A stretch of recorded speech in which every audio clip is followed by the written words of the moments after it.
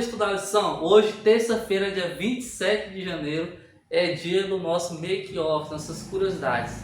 De aprendermos um pouco a mais do assunto sobre perseguição por cima dos apóstolos.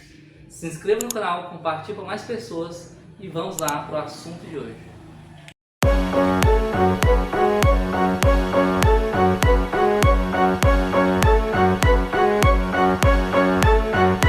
Sobre os inimigos, entre aspas, dos apóstolos, né? Sobre aquelas pessoas que perseguiram. Esse grupo, né, que é o grupo da perseguição dos apóstolos e de Jesus também, eram divididos em dois subgrupos, que eram os fariseus e os saduceus. Mas uma curiosidade muito importante que você tem que aprender é que os dois eram inimigos. Olha só, os fariseus não gostavam dos saduceus e os saduceus não gostavam dos fariseus. Mas eles se uniram para um bem maior, né? Que era derrotar e matar Jesus, né? Tirar todo esse ensinamento que Jesus estava ensinando, que estava atrapalhando os dois grupos, e também, posteriormente, para atrapalhar a vida dos apóstolos. Ou seja, dois inimigos se juntaram para derrotar o bem. Olha só, né? Como Satanás é sagaz. Os saduceus, como exemplo, né? Eles ensinavam que não havia ressurreição. Que não havia de jeito nenhum ressurreição. E aí, como é que eles iam aceitar os discípulos, os apóstolos, dizerem: Jesus ressuscitou, Jesus está lá no céu, Jesus está conosco?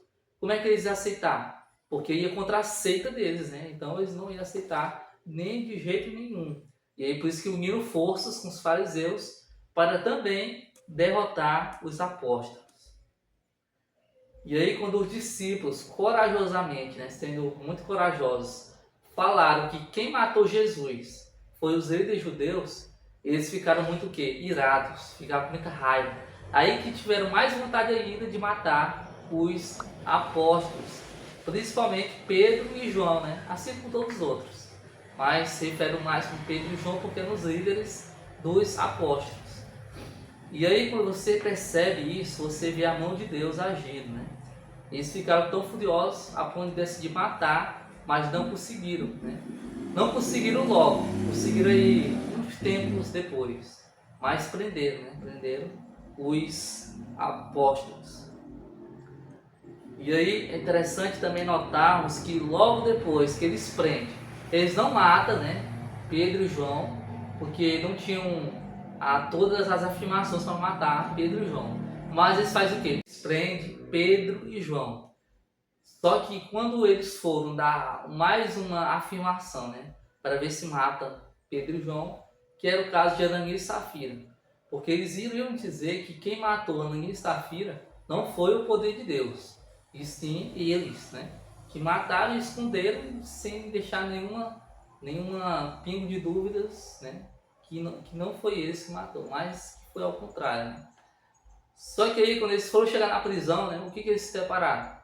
Por ninguém. Os dois fugiram assim mesmo misteriosamente. Por quê?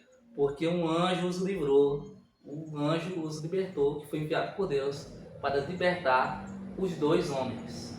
E aí ficaram assim, como assim, né? Como isso aconteceu? Aí, com essa história, vamos para a segunda curiosidade.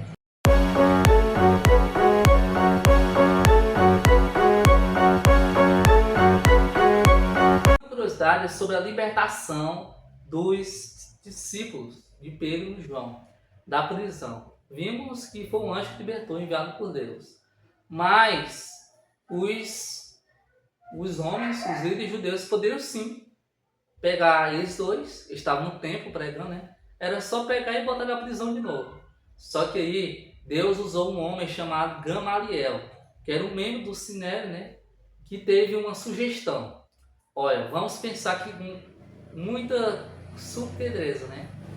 Se aqueles homens são de Deus, não adianta lutar contra isso, porque eles sempre vão escapar.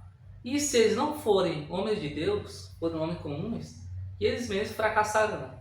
E isso foi uma hipótese de Gamaliel que todos os líderes adotaram.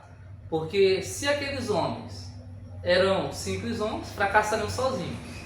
Mas se eles fossem de Deus, não adiantaria lutar contra o poder de Deus. Lembre-se que os fariseus e os saduceus eram crentes, ou seja, eles criam em Deus. Criam sim, eles criam muito que em Deus, né? E por isso decidiu libertá-los, né? Não colocá-los mais numa prisão, pois não adiantaria lutar contra alguém que está com Deus. Isso tudo Deus agindo em prol dos apóstolos. Feche seus olhos e vamos orar. Muito obrigado, Senhor, por mais um dia. Obrigado por você usar pessoas, instrumentos, formas de pregar sobre o teu grande poder. Agradecemos em nome de Jesus. Amém.